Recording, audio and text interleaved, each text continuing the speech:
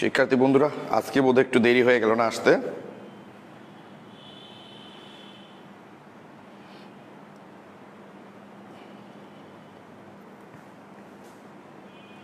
ওকে, একটু ওয়েট করি, সবাই ক্লাসে জয়েন করুক।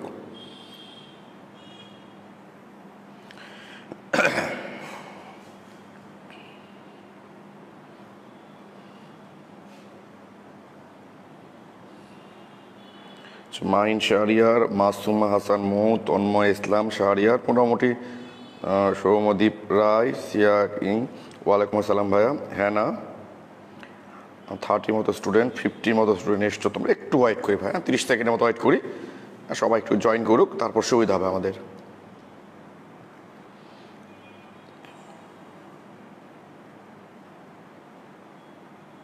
ওয়ালাইকুম আসসালাম ভাই, এই তো ভালো আছি ভাইয়া, দেখি কতক্ষণ ভালো থাকতে পারি। তোমাদের নেটওয়ার্ক যেভাবে ডিস্টার্ব করছি ইদানিং আবার। নিলয় 9 মিনিট দেরি। হ্যাঁ সরি ভাই, আমি আসলে ইচ্ছা করে করি না, বুঝতে পেরেছো? এই যে যেমন ক্লাস নিব, এরপর তোমাদের কিছু ফ্রেন্ড ফোন করেছে যে কেউ গ্রুপ থেকে লিভ করছে, অনেক ঝামেলা আর কি। ওকে, তাহলে আমরা মোটামুটি শুরু করতে পারি এখন।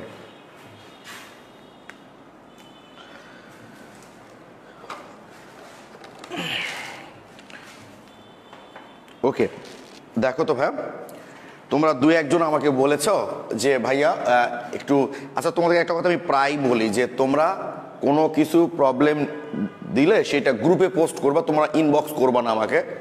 অনেক কারণ থাকে, সেটা হচ্ছে ইনবক্স অনেক সময় চেক করা হয় না।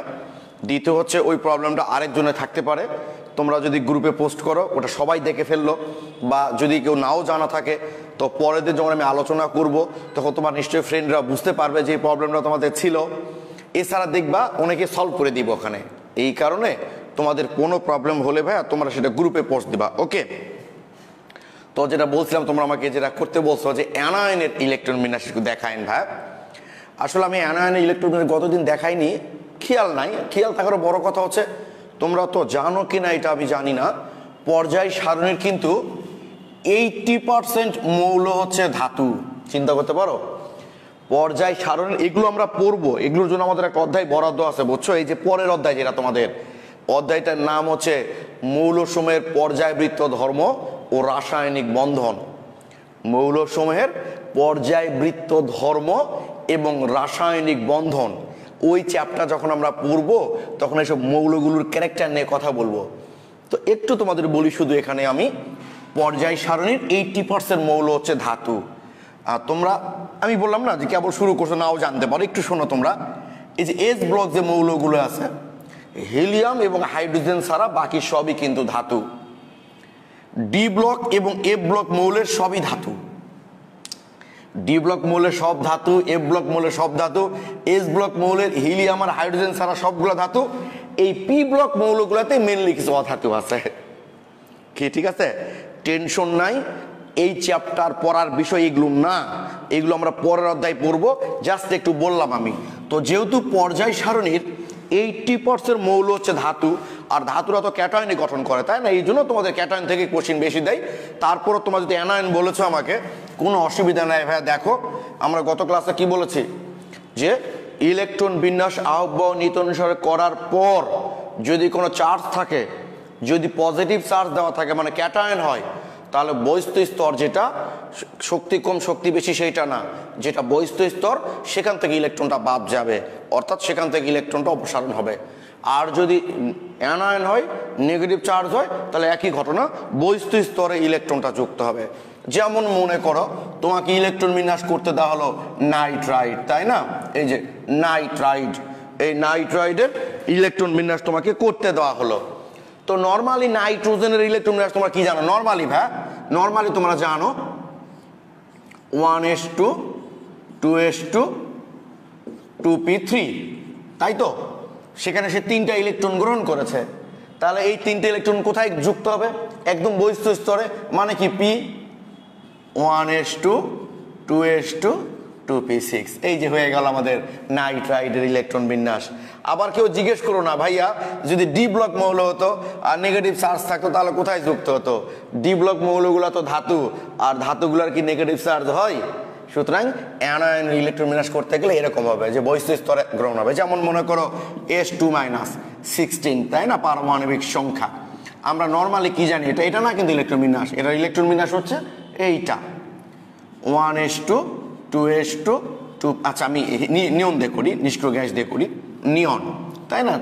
তাহলে 2p6 পর্যন্ত আমাদের হয়ে গেছে, 3s2 3p4। নর্মাল ইলেকট্রন বিন্যাস হচ্ছে এইটা। তাহলে দুটা ইলেকট্রন যেহেতু গ্রহণ করেছে, তাহলে ওই দুটা ইলেকট্রন কি হবে, বহিস্থ স্তর হবে, তার মানে 3p6। এই হলো আমাদের অ্যানায়নের ইলেকট্রন বিন্যাস।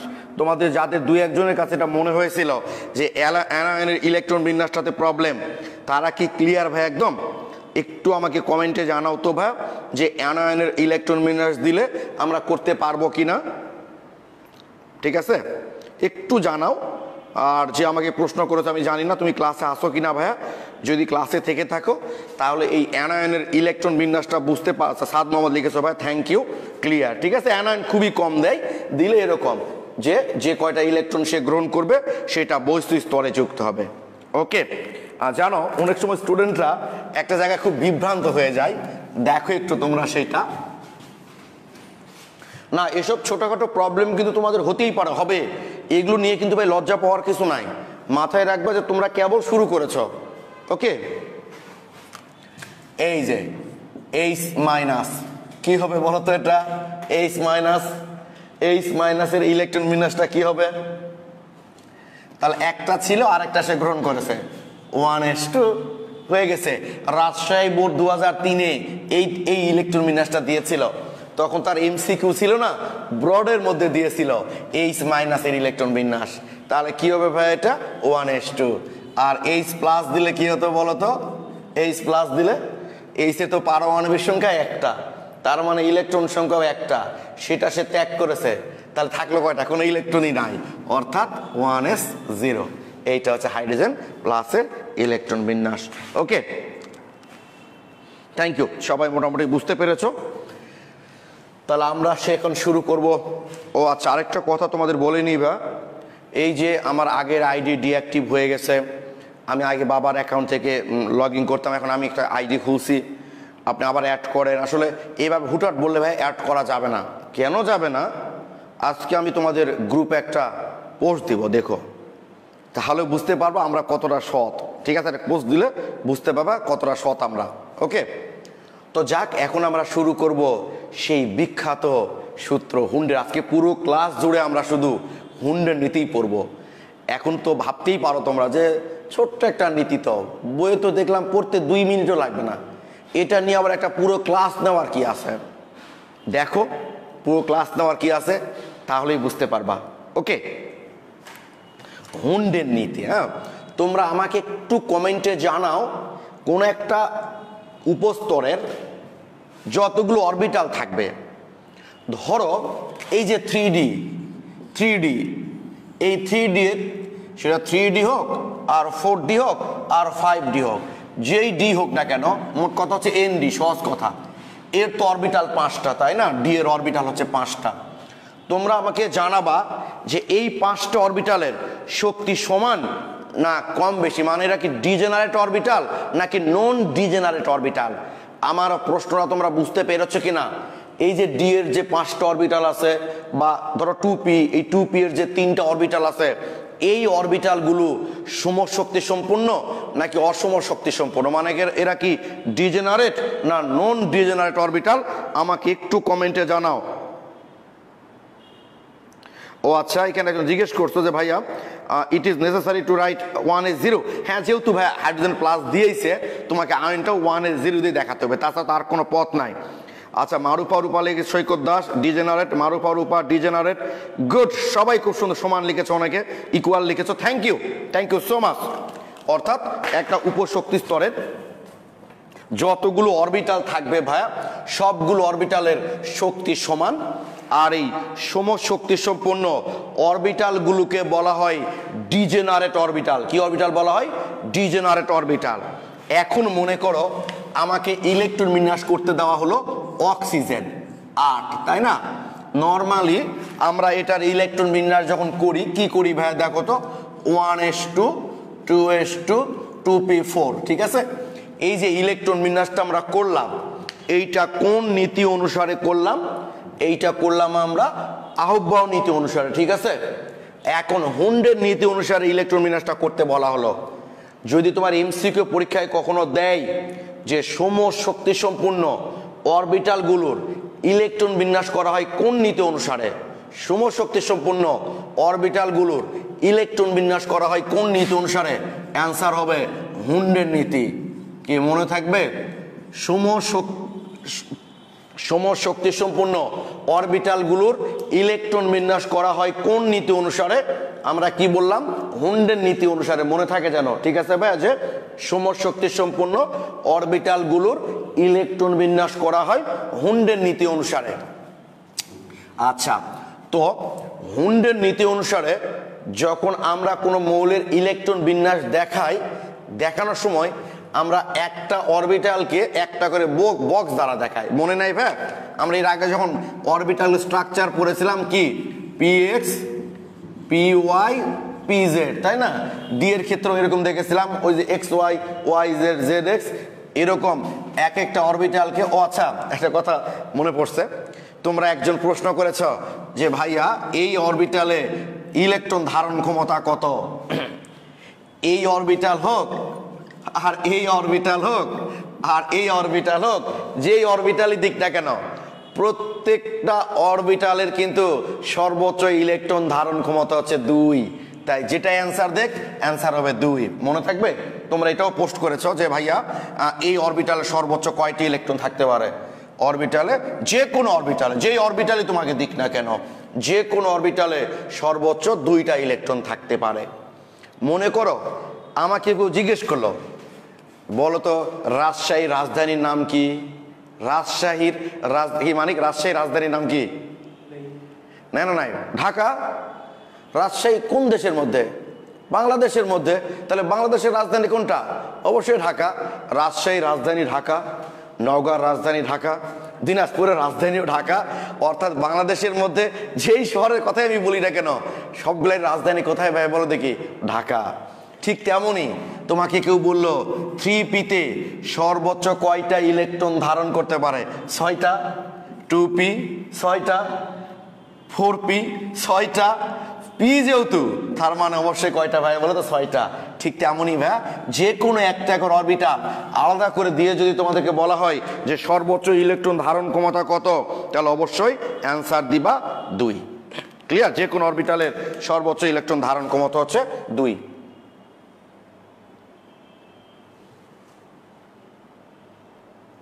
আচ্ছা, তুর্য বোধহয় লিখছো না ভাই যে স্যার একবার ঢাকাতে আসে? ঢাকাতে তো মাঝে মধ্যে যাওয়া হয় ভাই। আচ্ছা, নেক্সট টাইম গেলে তুর্যর সঙ্গে দেখা করে আসবো। তো যাক, তাহলে এইটা। ও আচ্ছা, আরো বেশ কিছু বইয়ের এমসিকিউ তোমরা আমাকে দিয়েছো ভাই, বলছো গ্রুপে, আমি ওগুলো লিখে নিই।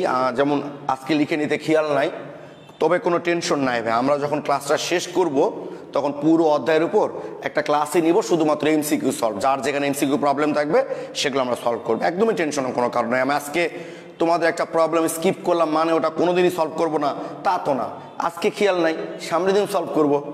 ওকে, তাহলে ওই যে ভাই আমরা অরবিটালগুলোকে এই যে px py pz এইভাবে প্রকাশ করি, যে কোনো একটা অরবিটালকে যখন আমরা, যে কোনো সমশক্তি সম্পন্ন অরবিটালের ইলেকট্রন বিন্যাস যখন আমরা হুন্ডের নীতি অনুসারে করি, তখন কি করি ভাই জানো? এগুলোকে বক্স আকারে দেখায়। এক একটা অরবিটালকে এক একটা বক্স দিয়ে প্রকাশ করা হয়। এই যেমন 1s, এই যে ভাই এস এর তো একটাই অরবিটাল, এই যে একটা বক্স, এটা 1s। তো এস মানে তো একটা অরবিটাল, সেটা 1s হোক আর 2s হোক আর 3s হোক, তাহলে 2s। এটার অরবিটাল কয়টা? একটাই।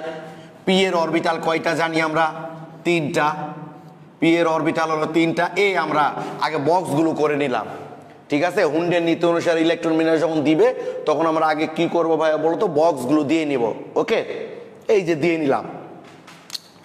এখন আমার এস অরবিটাল পূর্ণ, এস অরবিটালগুলো পূর্ণ। পূর্ণ মানে এস এর সর্বোচ্চ ইলেকট্রন থাকতে পারে দুটাই আছে। তাই এগুলো একটু পরে দেখাচ্ছি ভাই আমি, বুঝছো? পূর্ণ অরবিটালগুলো একটু পরে দেখাচ্ছি। কেন পরে দেখাচ্ছি এটা একটু পরেই তোমরা বুঝতে পারবা। পূর্ণ অরবিটালগুলো আমি একটু পরে দেখাচ্ছি। এই যে পিতে সর্বোচ্চ কয়টি ইলেকট্রন, এখানে পিতে কয়টি ইলেকট্রন আছে বলো তো একটু। অক্সিজেনের ইলেকট্রন বিন্যাসে পিতে কয়টা আছে? 4টা।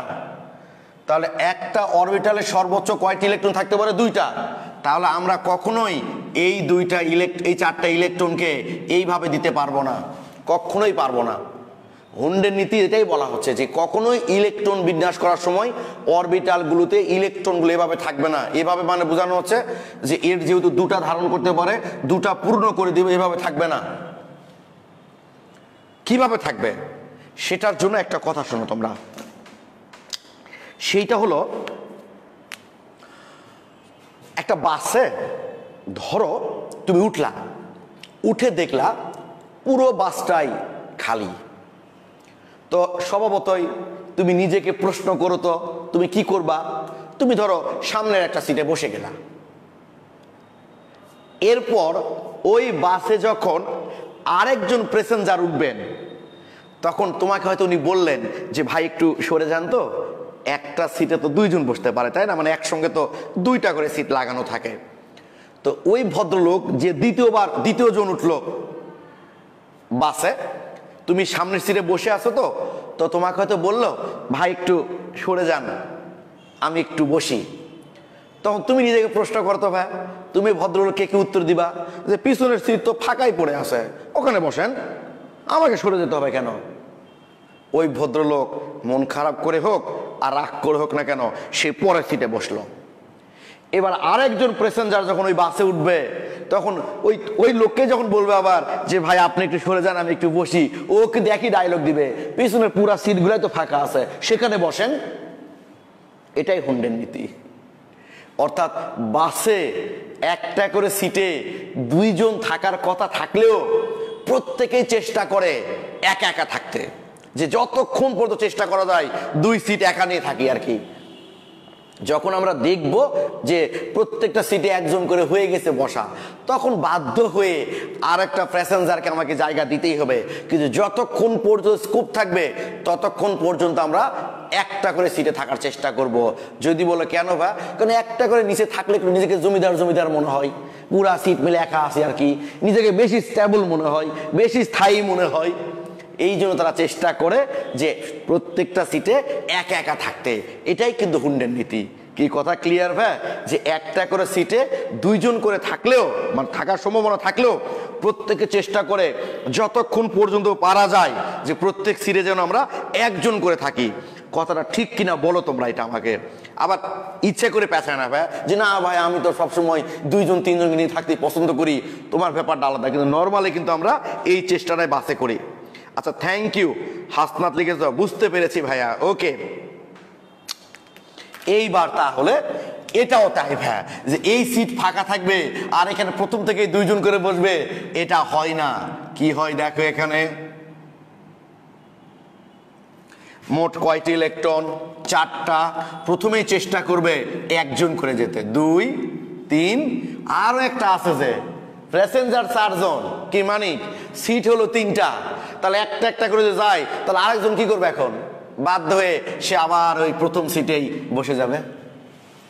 এটাই হলো হুন্ডের নীতি অনুসারে এই মৌলের ইলেকট্রন বিন্যাস। এবার দেখো এই জিনিসটাই আমাদের এক একটা বইয়ে এক একভাবে উপস্থাপন করা আছে, সবই ঠিক, শুধু ভাষাগত একটু চেঞ্জ থাকে। কিরকম? যেমন কবির স্যারের বই, আহসানুল কবির স্যারের বই যেটা আছে, সেখানে উনি এভাবে বলেছেন, সমশক্তি সম্পন্ন অরবিটালগুলোতে, কারণ সবগুলো অরবিটালের শক্তি তো সমান, 3টা শক্তি তো সমান, আমি তোমাদেরকে না বলা পর্যন্ত তোমরা কোনো প্রশ্ন করবা না, শুধু জি মানে হ্যাঁ না এগুলো বলবা, বুঝতে পেরেছি বুঝতে পারিনি এগুলো বলবা। আমি না বলা পর্যন্ত কোনো প্রশ্ন করবা না। মানে আমি যখন বলবো ভাই এখন তোমাদের কোনো প্রশ্ন থাকলে জিজ্ঞেস করো, তখন তোমরা প্রশ্ন করবা। হয়তো ভাবছো কি বলেন ভাইয়া, আমাদের প্রশ্নকে দমিয়ে রাখছেন না, কারণ তোমরা যে প্রশ্নটা করতা হয়তো একটু পরে আমি সেই উত্তরটা নিজ থেকেই দিব সময় আসলে। তাই আমি চাই না যে সময় আসার আগেই তোমরা আমাকে প্রশ্ন করে বসে থাকো, তাই নিষেধ করলাম, অন্য কিছু না। তো দেখো আমাদের কবির স্যারের বই লেখা আছে, সমশক্তি সম্পন্ন অরবিটালগুলোতে প্রথমে একটা করে ইলেকট্রন একমুখী স্পিনে প্রবেশ করে। এই যে আরেকটা গুরুত্বপূর্ণ কথা, যে প্রথম সিটে প্রথম জন যদি জানালার পাশে বসে, প্রথম সিটে প্রথম জন মনে করে জানালার পাশে বসে আছে, পরের সিটে প্রথম জন কিন্তু ওই জানলার পাশেই বসতে হবে, তৃতীয় সিটের প্রথম জনকেও জানলার পাশেই বসতে হবে। অর্থাৎ প্রথম সিটে প্রথম জন যেভাবে বসবে, প্রত্যেক সিটের প্রথম জনকে ওই একইভাবে বসতে হবে স্থায়িত্ব অর্জনের জন্য। অর্থাৎ এই যে মনে করো ভাই, এই যে এরকম দেখো, আমরা অক্সিজেনের ইলেকট্রন বিন্যাস করছি, প্রথমটা দিলাম এভাবে, তারপরেটা এভাবে, তারপরেটা এভাবে, হবে না। অর্থাৎ কবির স্যারের বই এভাবে লেখা আছে, মানে সব বই একই জিনিস লেখা আছে, শুধু বললাম না একটু উপস্থাপনটা আলাদা রকম। আমি আগে কবির স্যারের বইয়ের ভাষাটা বলছি। বিভিন্ন সমশক্তি সম্পন্ন অরবিটালগুলোতে ইলেকট্রনগুলো প্রথমে একটা করে একমুখী স্পিনে প্রবেশ করে, তারপর প্রাপ্যতা অনুসারে, মানে আরো যদি ইলেকট্রন থাকে তাহলে আরেকটা করে ইলেকট্রন বিপরীতমুখী স্পিনে প্রবেশ করবে। ইলেকট্রন বিন্যাসের এই নীতিকেই বলা হচ্ছে হুন্ডের নীতি। আর আমাদের হাজারি স্যার বই বলা আছে যে সমশক্তি সম্পন্ন অরবিটালগুলোতে ইলেকট্রনগুলো এমন ভাবে অবস্থান করে, সমশক্তি সম্পন্ন অরবিটালগুলোতে ইলেকট্রনগুলো এমন ভাবে অবস্থান করে যেন তারা, আমি হাজারি স্যারের বইয়েরটা প্রয়োজনে লিখে দিচ্ছি, দেখো ভাই একটু, আচ্ছা দেখা যায় কোন পর্যন্ত, ওকে এই পর্যন্ত দেখা যাচ্ছে।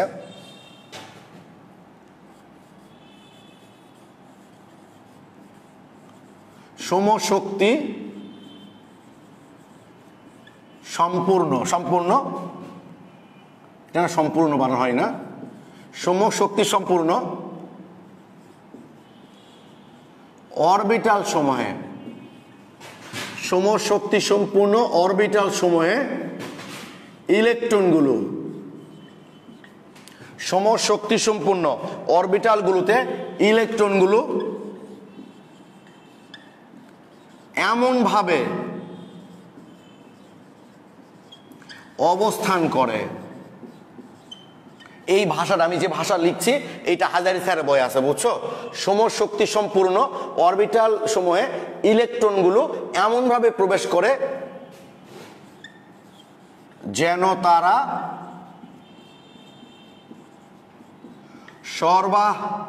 বাংলা বানান খুব কঠিন, বুঝছো? যেন তারা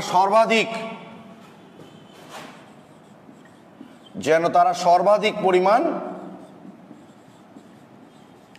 অযুগ্ম অবস্থায় থাকে। অযুগ্ম মানে তো বোঝা, বিজোড় আনপেয়ার, যেন তারা সর্বাধিক পরিমাণ অযুগ্ম অবস্থায় থাকে। সমশক্তি সম্পূর্ণ অরবিটালগুলোতে ইলেকট্রনগুলো এমন ভাবে অবস্থান করে যেন তারা সর্বাধিক পরিমাণ অযুগ্ম অবস্থায় থাকে, এবং এই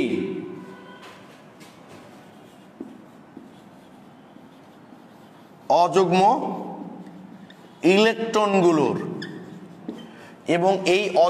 ইলেকট্রনগুলোর স্পিন হবে একমুখী। এই অযুগ্ম ইলেকট্রনগুলোর স্পিন হবে একমুখী, সম্পূর্ণ হবে, তাই না? ঠিকই বলেছ, ঠিক আগের বানানটা ঠিক ছিল। Thank you. সম্পূর্ণ মানে তো পূর্ণ হওয়া, ঠিক আছে, থ্যাংক ইউ। মুক্তিপ্রাণ, হ্যাঁ ভাইয়া, আর বাংলা একাডেমি যে পরিমাণ ঢং শুরু করেছে, কোন বানান যে সঠিক, আমার তো খুব খারাপ লাগে যে এতদিন ধরে পড়ালেখা করে আসলাম, বেশিরভাগই ভুল। দেখো, সমশক্তি সম্পূর্ণ অরবিটাল সময়ে, থ্যাংক ইউ, সম্পূর্ণ হবে। সমশক্তি সম্পূর্ণ অরবিটাল সময়ে ইলেকট্রনগুলো এমনভাবে অবস্থান করে যেন তারা সর্বাধিক পরিমাণ অযুগ্ম অবস্থায় থাকে, এবং এই অযুগ্ম ইলেকট্রনগুলোর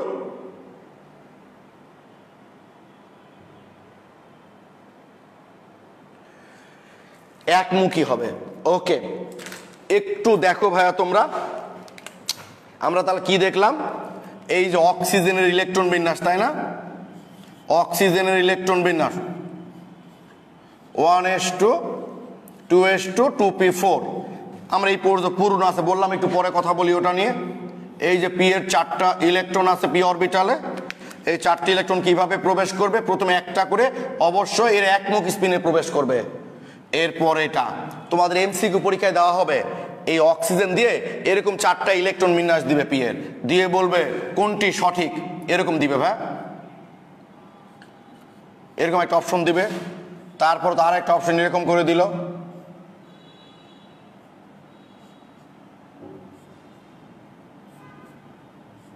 এরকম করে দিল, আর একটা অপশন দিবে এরকম,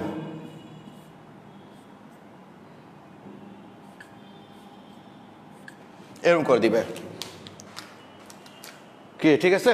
দিয়ে বলবে কোনটি সঠিক। এইটা সঠিক না এই জন্য যে এই দিকে একটা অরবিটাল পুরো ফাঁকা আর এগুলো পূর্ণ হয়ে আছে, এটা হবে না। এটা হবে না এই জন্য যে প্রথমে একটা করে একমুখ স্পিনে দেওয়া হয়েছিল, পরেরটা আবার ওই একমুখ স্পিনে দেওয়া হয়েছে, এই জন্য এটাও হবে না। এইটা হবে না এই জন্য দেখো যে অযুগ্ম যেটা থাকবে তারা সবগুলা কি থাকবে, একমুখ স্পিন থাকবে। দেখো এটা একদিকে, এটা নিচ দিকে হবে না। আর এটাই হলো সঠিক ইলেকট্রন বিন্যাস, যে সমশক্তি সম্পন্ন অরবিটালগুলোতে প্রথমে একটা করে ইলেকট্রন কি করেছে দেখো, একমুখ স্পিনে প্রবেশ করেছে, আর একটা ছিল তার একটা বিপরীতমুখী স্পিনে প্রবেশ করেছে। এইটা হলো জেনারেলি হুন্ডের নীতি। এখন এই প্রয়োগটা দেখো তোমরা, মানে এখান থেকে কতভাবে কিভাবে প্রশ্নগুলো আসলে আসে, তোমরা আমাকে একটু খালি বলো যে তোমরা হুন্ডের নীতিটা বুঝতে পেরেছো কিনা, জাস্ট একটু কমেন্টে জানাও। বললাম তো কোনো প্রশ্ন করা যাবে না ভাই, বুঝছো, ওটা থাকলে কি হতো, সেটা থাকলে কি হতো, এইটা করার সুযোগ দেবো আমি, জাস্ট আমি যেটা বললাম।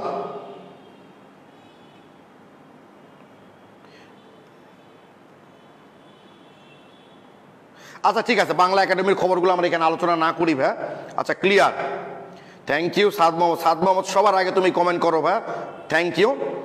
জুবাইর আহমেদ একই লিখছে এক ভাই, এটা জি ভাইয়া বুঝেছি ভাইয়া, মানে ক্লিয়ার। আচ্ছা থ্যাংক ইউ, তোমরা সবাই বুঝতে পেরেছো।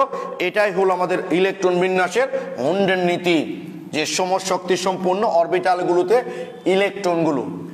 এইবার প্রশ্নগুলো যেভাবে আসবে তোমাদের, সেইটা হচ্ছে ধরো একটু আগে যে অক্সিজেনটা আমরা করলাম, অক্সিজেন তোমাদের এমসিকিউ পরীক্ষা দেওয়া হলো, অক্সিজেনে অযুগ্ম ইলেকট্রন কয়টি? তোমরা আমাকে একটু কমেন্টে জানাও, অক্সিজেনের অযুগ্ম মানে বিজোড় ইলেকট্রন কয়টি? তোমরা আমাকে একটু কমেন্টে জানাও ভাই, যে অক্সিজেনের ইলেকট্রন বিন্যাসে ওই বিজোড় ইলেকট্রন কয়টি জিজ্ঞেস করছে, মানে ওটা ইলেকট্রন বিন্যাস থেকেই বলতে হবে। অক্সিজেনের বিজোড় ইলেকট্রন কয়টি? তোমরা আমাকে একটু কমেন্টে জানাও যে অক্সিজেনের বিজোড় ইলেকট্রন কয়টি। আচ্ছা থ্যাংক ইউ তোমরা। আচ্ছা অনিকেত লিখেছ 3টি,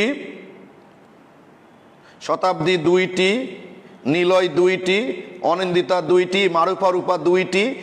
গুড, খুব সুন্দর, তোমরা একদম সঠিক উত্তর দিয়েছ যে অক্সিজেনের বিজোড় ইলেকট্রন হচ্ছে 2টি।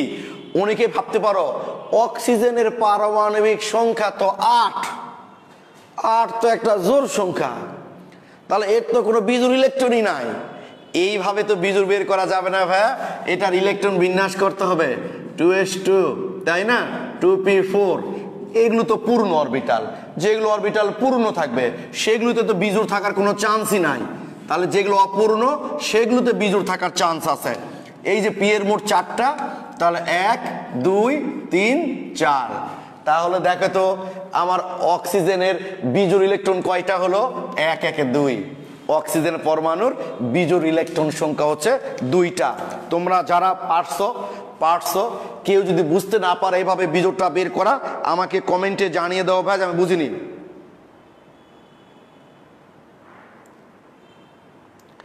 তাহলে বলো ভাই একটু আমাকে যে তোমরা আমাকে এটা বুঝতে পারোনি এমন কেউ আসো কিনা। যে রিক্তা সরকার লিখেছো, তাহলে বুঝলাম যে হুন্ডের নীতি অনুযায়ী সব ডিজাইন অরবিটাল সমধিকার নিশ্চিত হয়েছে। না, সব ডিজাইনার অরবিটালের ক্ষেত্রেই নীতিটা প্রযোজ্য, এখান থেকে ওটা নিশ্চিত হয়নি ভাই। আচ্ছা অনিকেত বুঝেছি ভাইয়া, থ্যাংক ইউ। এই যে দোয়া লিখেছে অক্সিজেন ডাবল বন্ড, আমরা কি ডাবল বন্ডে গেছি ভাই? আমি তোমাদের কি বললাম যে হ্যাঁ অথবা না, এই জায়গায় বেশি বোঝা যাবে না। তো আমরা কি বন্ড গঠনগুলোতে গিয়েছি? আমরা শুধু বলছি যে বিজোড় ইলেকট্রন বের করতে, বুঝতে পেরেছো কিনা? Thank you. হ্যাঁ, হুন্ডের নীতি শুধুমাত্র ডিজেনারেট অরবিটাল ক্ষেত্রে প্রযোজ্য। অনেক ভালো লাগলো ভাইয়া, থ্যাংক ইউ, বুঝেছি আপনার কথাগুলো খুব ভালো লাগে ভাইয়া। সিয়া কিং, থ্যাংক ইউ ভাইয়া, বুঝেছি ভাইয়া, বুঝেছি। সিয়া অবশ্য খুবই কিং, এই আইডি থেকে তুমি যে জয়েন করছো খুবই অ্যাক্টিভ, আমি দেখে খুব ভালো লাগে এটা আমার। হ্যাঁ, বুঝেছি ভাই, ক্লিয়ার, থ্যাংক ইউ, সবাই বুঝতে পেরেছ।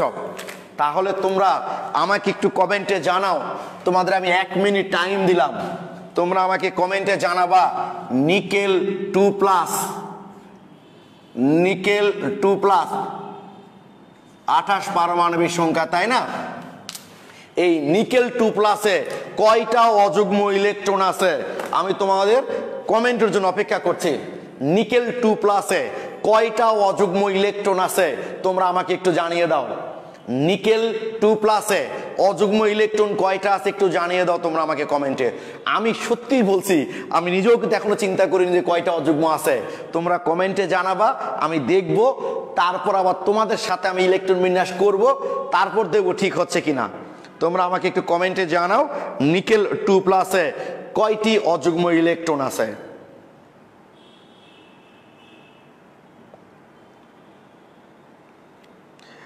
নাফিস সাদিক, সিয়াল এসব, শাহাবুদ্দিন 2টি, মুক্তি প্রামাণিক 1টি, সাদ মোহাম্মদ 2টি, শতাব্দী 2টি, সৌরভ 2টি, অপূর্ব 2টি, রিক্তা সরকার 2টি, আব্দুল আবাদ। তোমাদেরকে আমি কি পড়াবো বলো, তোমরা এত চমৎকার বোঝো, এত দ্রুত অ্যান্সার করে ফেললা তোমরা। দেখি 2টি হয় কি না। তাহলে আর্গন, তাই না? এটার ইলেকট্রন বিন্যাস আর্গন। তারপর নরমালি কি ছিল? নরমালি 3d8 4s2 ছিল নরমাল, যদি চার্জ না থাকতো, তাই না? তাহলে যেহেতু 2+ দেওয়া আছে, তার মানে আমার এই 4s-টা বাদ চলে গেল এখান থেকে, কারণ ওই দুটা ইলেকট্রনতে সে অপসারণ করবে। তাহলে ডি এর তো অরবিটাল মোট 5টা। তাহলে ডি এর অরবিটাল কয়টা? 2 3 4 5, 1 2 3 4 5, 5টা। তাহলে ডি এর অরবিটাল যদি 5টা হয়, ইলেকট্রন আছে 8টা, তাহলে প্রথমে একটা করে দিলাম আমরা একমুখী স্পিনে। আরেকটা বিষয়, পরীক্ষার হলে কখনোই তাড়াহুড়া করবে না। আমি একটা কথা তোমাদের প্রায় বলি না ভাই, যে আত্মবিশ্বাস যখন খুব বেশি হয়ে যায়, দুর্ঘটনা কিন্তু তখনই ঘটে। তুমি পট করে দেখে ভাবলা খুবই তো সহজ, দ্রুত করতে গিয়ে একটা ভুল করে দিয়ে চলে আসলা। তাই ঠান্ডা মাথায় করবা যে 8টা, তাহলে প্রথমে 5টা হয়ে গেল, 6 7 8। তাহলে কয়টা অযুগ্ম হচ্ছে? বিজোড় ইলেকট্রন কয়টা হচ্ছে? এই যে এই দুটা ইলেকট্রন হচ্ছে বিজোড়, তার মানে এই নিকেল 2+-এ অযুগ্ম ইলেকট্রন হচ্ছে, বিজোড় ইলেকট্রন হচ্ছে 2টা। যারা সঠিক উত্তর দিয়েছিলা কনগ্রাচুলেশন, যারা আন্দাজে উত্তর দিয়েছিলা কিন্তু সঠিক হয়ে গেছে তাদেরকে কনগ্রাচুলেশন, আর যাদের সঠিক হয়নি তাদেরকে ডাবল কনগ্রাচুলেশন। এই জন্য আমি কিন্তু ইনসল্ট করে কথাটা বলি নাই ভাই, আমি একটা কথা প্রায় বলি, বুঝলে ভালো, না বুঝলে আরো বেশি ভালো। কারণ বুঝলে তো তুমি তো বুঝেই গেছো, ওইটা ওর মধ্যে আর কিছু খুঁটিনাটি তো দেখার সুযোগ তোমার নাই। বাট যখন তুমি বলবা আমি বুঝি নাই, ওইটা বুঝাইতে গিয়ে দেখা যাচ্ছে অনেক ছোটখাটো ব্যাপারে চলে আসতে পারে। তোমরা সবাই বুঝতে পেরেছো কিনা বলো এখন আমাকে ভাইয়া। যাদের হয়েছিল না বা যারা একটু ভুল বুঝেছিল তারা আমাকে একটু কমেন্টে জানাও যে ভাইয়া বুঝিনি। এরকম কেউ আসো কিনা ভাইয়া যে বোঝো নাই, একটু আমাকে কমেন্টে জানাও। আমি তো বলছি ভাইয়া যে আমি কিন্তু তোমাদের চোখগুলো দেখতে পাই না, শুধু তোমাদের কমেন্ট দেখে আমি বুঝতে পারি যে তোমরা বুঝতে পারছো কিনা। এইভাবে যে কোনো পরমাণু তোমরা যারা প্রশ্ন ঘাটাঘাটি করো কনসেপ্ট বুকের মধ্যে দেখবা, ফাইনাল পরীক্ষা থেকে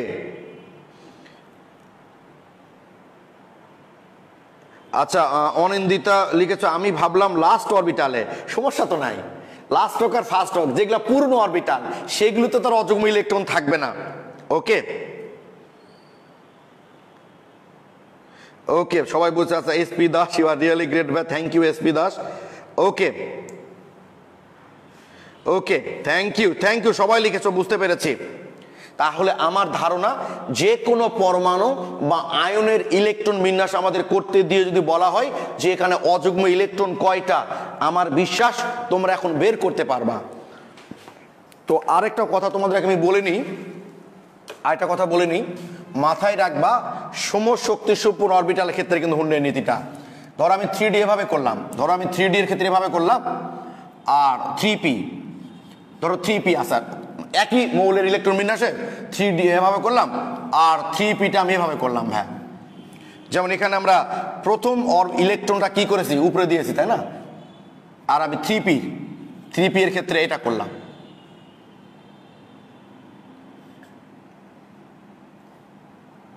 প্রথম ইলেকট্রনটাই আমি নিচে দিলাম মনে করো, কোনো অসুবিধা নাই। কিন্তু মাথায় রাখবা হুন্ডের নীতিটা হচ্ছে সমশক্তি সম্পন্ন অরবিটালের ক্ষেত্রে। তাহলে 3p আর 3d এর শক্তি কি সমান? অবশ্যই না। এই দুটা শক্তি নিশ্চয়ই সমান না। তাই যখন ইলেকট্রন বিন্যাস ডি এর করবা খালি এই 5টাই দেখবা, পি এর করবা এই 3টাই শুধু দেখবা, কারণ এই অরবিটাল আর এই অরবিটালের শক্তি কিন্তু বা সমান না। অর্থাৎ তুমি এইগুলো যখন করবা তখন দেখবা যে প্রত্যেকটা ইলেকট্রন মানে সর্বাধিক অযুগ্ম থাকছে কিনা, বা অযুগ্ম ইলেকট্রন স্পিন একমুখী দিচ্ছে, এটা শেষ। এখন এদিকে নজর দেওয়ার দরকার নাই, আবার এটা শুধুমাত্র দেখবা। কি ঠিক আছে?